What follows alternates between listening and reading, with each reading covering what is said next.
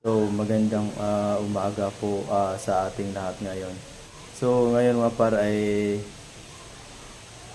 mag-react tayo sa Tulfo Brothers mga par kasi sobrang tahimik nila ngayon. So, bago po tayo magpatuloy, kung bago ka pa lang sa ating YouTube channel, paki-subscribe naman mga par para palagi po kayo updated sa mga video reaction natin. Magpatuloy po tayo. Nasaan kaya ang Tulfo Brothers mga par? Bakit ang tahimik nila ngayon sa nangyari ni Duterte mga par na sa pag-arrest kay Duterte?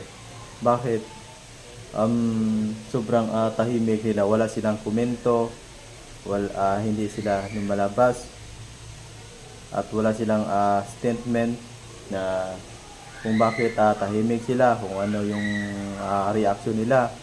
Kasi mga par, maraming naghahanap sa mga Tulfo Brothers ngayon kung bakit tahimik lang yung Tulfo Brothers mga par. Kasi ito si Raffy Tulfo sa tatlong mga kapatid. Kay Raffy Tulfo po ako sobrang bumilid kasi itong si Raffy Tulfo marami na po itong natulungan, kagaya ng mga OFW na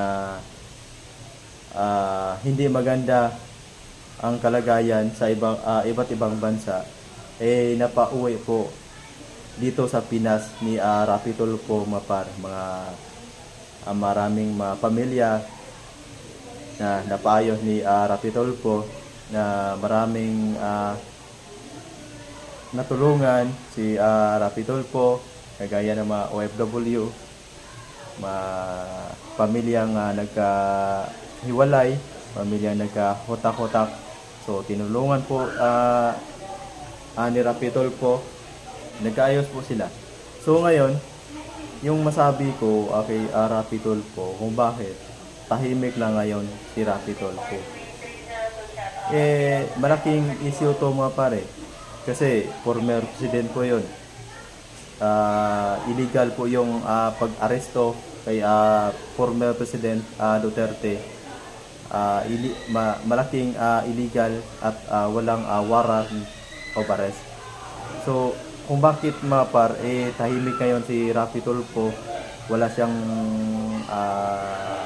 nasabi, wala siyang mga statement na inilabas kung ano yung reaction niya, kung sang-ayon ba siya or hindi ba siya tutol sa pagka-aresto kay former President Duterte mga par.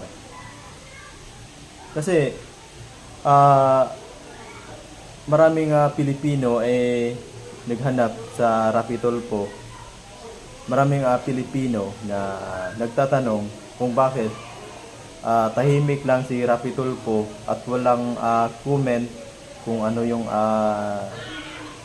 masasabi niya, ano yung tingin niya sa pag-aresto kay former president, tama ba o hindi. So yun lang po mga par, and paki-subscribe naman sa aking YouTube channel para palagi po kayo updated sa mga video reaction natin.